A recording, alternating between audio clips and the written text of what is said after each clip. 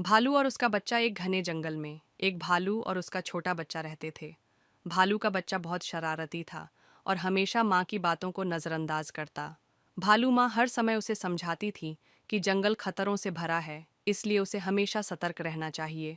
एक दिन भालू माँ खाने की तलाश में गई और अपने बच्चे को गुफा में रहने को कहा, लेकिन बच्चा उत्सुक था और माँ की बात न मानते हुए गुफा से बाहर निकल गया। बाहर उसे रंग बिरंगे फूल और उड़ती हुई तितलियां दिखीं।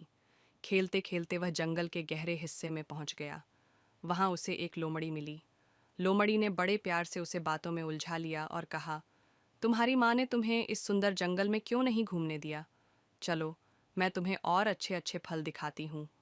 मासूम भालू का बच्चा लोमड़ी के झांसे में आ गया और उसके साथ चल पड़ा। इसी बीच भालू माँ को गुफा खाली देख चिंता होने लगी। वह तुरंत अपने बच्चे को ढूंढने निकली। जंगल में उसे बच्चे के पैरों के निशान दिखे। निशान का पीछा करते हुए वह लोमड़ी के पास पहुंच गई। लोमड़ी बच्चे को झाड़ियों के पास ले जा रही थी, जहां अन्य शिकारी जानवर छिपे थे। भालू माँ जोर से दहाड़ी और लोमड़ी डर कर भाग गई। बच्चे ने अपनी माँ को देखकर राहत की सांस ली और उसकी तरफ दौड़कर उसे गले लगा लिया। भालू माँ ने प्यार से बच्चे को डांटते हुए कहा, मैंने तुम्हें सतर्क रहने को कहा था। इस जंगल में हर कोई दोस्त नहीं होता। उस दिन से भालू का बच्चा समझ गया कि अपनी माँ की बात मानना कितना ज़रूरी है। कहानी से शिक्षा: बड़ों की बातों को मानना चाहिए, क्योंकि उनके अनुभव और सलाह हमें खतरों से बचा सकते हैं।